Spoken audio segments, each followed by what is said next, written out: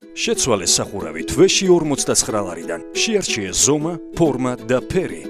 ნოვა იყიდე პირველისგან. ყოველდღიური აბების სპონსორია სახალხო აფთიაქი. საიმედო ფარმაცია ყველასთვის. სახალხო აფთიაქი. ყოველდღიური აბების სპონსორია ზედაზე. ზედაზე. აბარა. გამარჯობა, მე ახალი დარბაზი მაინტერესებს. ასეთი არჩევანი, ხარისხი და რაც მთავარია დაბალი ფასი. მაგარია ბელუქსი. მონტერეი ლუქსის სახურავები. თქვენი სწორი გადაწყვეტილება. საუკეთესო ხარისხი, საუკეთესო ფასი. მონტერეი ლუქსი, ლიდერი ქართულ ბაზარზე.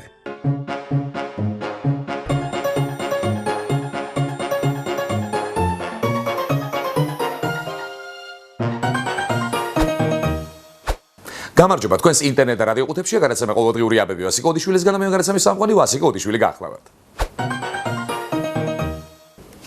ვინც ეძებს ის პოულობსო, ნათქვამია.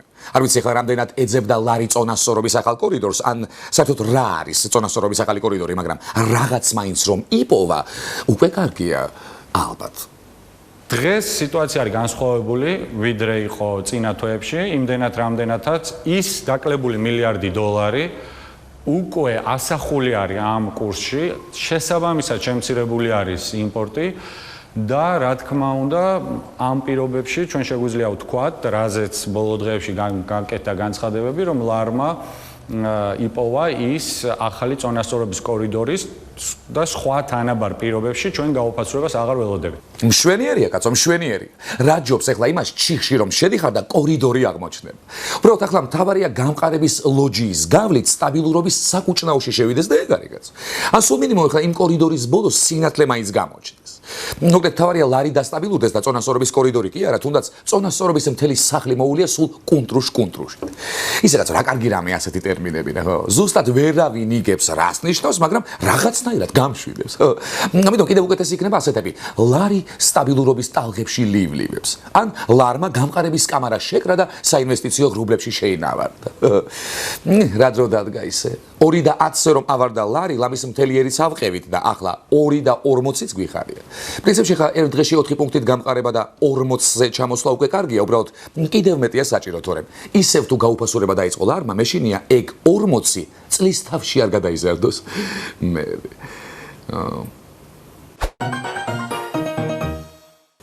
მოკლედ როგორ უყვარს ამ ჩვენს პრეზიდენტს ყურადღების ცენტრში ყოფნა რა. როგორ უყვარს, კაცო. კარგი რა, იყუჩე შენთვის პრეზიდენტი ხარ ხა, დუტა ხო არ ხარ? მაგრამ არა, ოღონდ ყურადღება მიიპყროს და ხან უცხოეთში გაიწევს, ხან ვეტოს გაატყლაშუნებს და ხანაც კიდე უშიშროების საბჭოს სხდომას მოიწევს. კაცო, რო იწევ, ჯერ საბჭოს კითხე, სალია საერთოდ. საქართველოს პრემიერ-მინისტრი უშიშროების საბჭოს სხდომას არ დაესწრება. საქართველოს პრემიერ-მინისტრი ირაკლი ღარიბაშვილი ინფორმირებულია ყველა იმ საკითხის შესახებ, რომელიც ეროვნული უშიშროების საბჭოს დღევანდელი სხდომის დისკუსიაშია შესული. ეს თემები პრემიერს დეტალურად აქვს განხილული თავდაცვის მინისტრთან. მთავრობის მეთაურის დატვირთული განრიგიდან გამომდინარე, პრემიერ-მინისტრის პოზიციას განსახილველ საკითხებთან დაკავშირებით უშიშროების საბჭოს სხდომაზე თავდაცვის მინისტრი თინა ხიდაშელი წარმოადგენს. აჰა ბატონო, რას ვამბობ? ჩვენს პრემიერს ახლა მეტი საქმე არ აქვს ქვეყნის უშიშროებაზეც იფიქროს. საერთოდ კაცო, რაში გვჭირდება ან ეს სხდომები, ან ეს საბჭოები? რა საფრთხე შეიძლება კონდეს ახლა ჩვენს ქვეყანას? ჩვენთან ცაში ფრინველს არ გაუჭაჭანია და ძირში ანჭველას, კაცო. ყოველ შემთხვევაში თბილისში უკვე ასეა.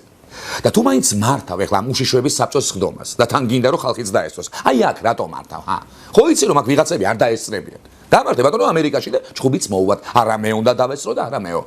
ახლა კიდევ ბედმა გაგვიღება რომ პრემიერი და თავდაცვის მინისტრი შეხმატყილებულები არიან და იმის პოზიციას ეს არ ადგენს. არა და წინა საარჩევნო ფარული ჩანაწერებიდან მახსოვს რომ ღარიბაშვილს ცოტა განსხვავებული და ცოტა უცენზურო პოზიცია ჰქონდა რაღაც საკითხებზე. თუმცა მთავარი მიზეზი რატომაც პრემიეროვიჩი ამ სხდომას არ დასწრებია, სხვა. რა და ის რომ ჩვენს პრემიეროვიჩს ვიღაცებისგან განსხვავებით არაფრის ეშინი. უშიშია ვით არცა უხორცო. რატო? იმიტომ რომ მაგას კაცი იყავს. იქ კი არა. იქ.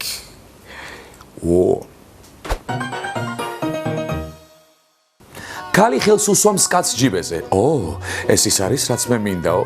კი ძვირფასო, ლარიაო.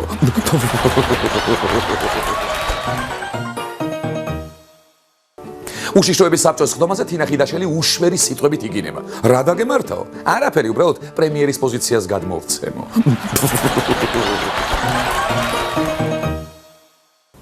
რას არ გააკეთებს გამწარებული კაცი? შეიძლება საკუთარი ხელით ნაშენი ვენახიც ტირილ-ტირილით გაჭეხოს. და მეტიც, კაცო, თუ კარგად არ გამოუვიდა, მეორე დუბლზეც გააკეთებს და მესამეზეც და მეოთხეზეც მაინც გაფუჭებულ ვაზს შეყავს ისედაც და თან სხვისას. ვაზის გაჩეხვის ფაქტს კახეთში პოლიტიკურ შეფასებას აძლევს გუბერნატორი კარნახში ჩასული ირაკლი შიოლაშვილი ამტკიცებს, რომ მე ვენახემ ჟურნალისტების შეცდომაში შეიყვანა, რადგან მან მედია არა საკუთარ ვენახში, არამედ მეზობლის კუთვნილ ნაკვეთში მიიყვანა, სადაც მისი ინფორმაციით ძველი ნერგები გაჩეხეს. წუღუნებული ამტკიცებს, რომ მეპატრონე აქ ახალი ვაზის მოყვანას აპირებს. მისივე ინფორმაციით გელა გრიშენკომ მიღებული მოსავალი 4 ტონარ ქაწითელი 18 სექტემბერს ჭანდარის ღვინის ქარხანაში 70 თეთრად ჩააბარა. შიოლაშვილი ამბობს, რომ გლეხი ნაციონალ მოძრაობის აქტიური მხარდამჭერია. ღმერთო, რასაც ეს მთავრობა გვიშვება თვით აღამ ახმად ხანსაც კი არ უქნია.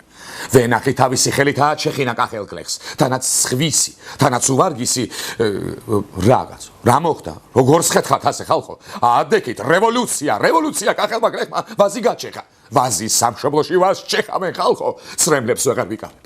ნუ თუ უყალოდ ჩაივლის ამ კაცის განწირული სულისკვეთება. ეგ რა არის კაცო? თქვენ გაზაფხულზე უნდა ნახოთ, მთელი კახეთი ვაზს ჩეხავს. ჩეხავს რა ეხლა, მაგრატელი უკავიათ ხელში და ჭრიან. აღარო კითხო გეტყვიან სხლავთო, მაგრამ არ დაუჯეროთ, ჩეხავენ, გეუბნებით თქვენ ჩეხავენ. ო და აი მაგ დროს უნდა გადაიღოთ და უეჭველი გადააგდებთ მთავრობას. აბა ხა ეს ერთი კაცით, რომელსაც გაბაზრებული აქვს, რომ ხა ნაციონალია, გაგიჭირდებათ მისთვის მიღწევა ხო? უფრო ეფექტური იქნებოდა ვაზის გაჩეხვის მერე ცხენზე შემომჯდარიყო და გრემის ციხე აეღო. ნარჩევი ახალგაზრდები თქვენ წაესხა ირანში და რომელიმე მინისტრისთვის თავი მოეკვეთა. კაცო, თუ აკეთებთ რამეს, ბარემ ბოლომდე გააკეთეთ რა. ეს 25 მიასელი ვაზის გაჩეხვა, თანაც სხვისი და თანაც ცუდის. ხომ იცით რომ გაბაზრდება.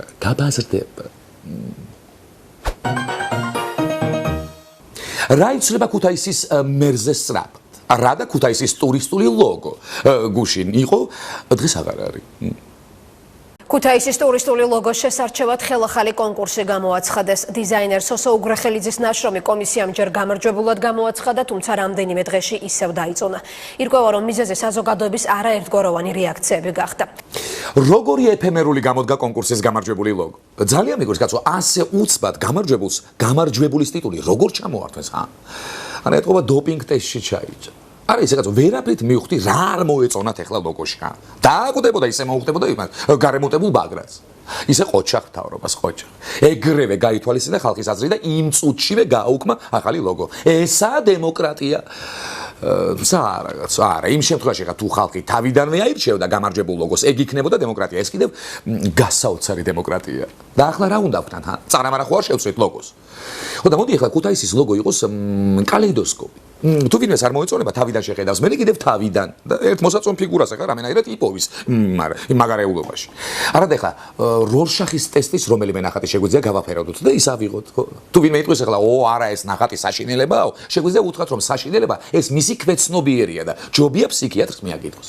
თორემ ასე თუ ვცვალეთ ყველა ლოგო, ბოლოს მერია ცვლილებების გაკეთების ლიმიტს ამოწურავს და დავრჩებით ლოგოზე. ქუთაისის მერიას ეკითხებიან, გვირილა ლოგოთ რატომ აიღეთ? აბა ეხა სად ქუთაისი და სად ჰორტენზიაო?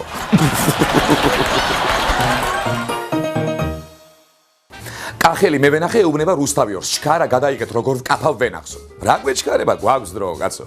თქვენ კი გაქვთ, მაგრამ პატრონი მოდისო.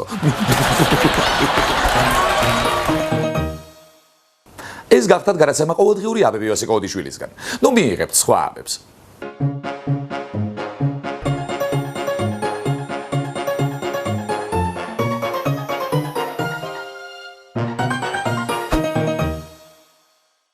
შეცვალეს სახურავი თვეში 49 ლარიდან. შეარჩიეს ზომა, ფორმა და ფერი.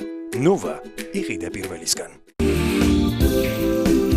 ყოველდღიური აბების სპონსორია სახალხო აფთიაქი. საიმედო ფარმაცია ყველასთვის. სახალხო აფთიაქი. ყოველდღიური აბების სპონსორია ზედაზე.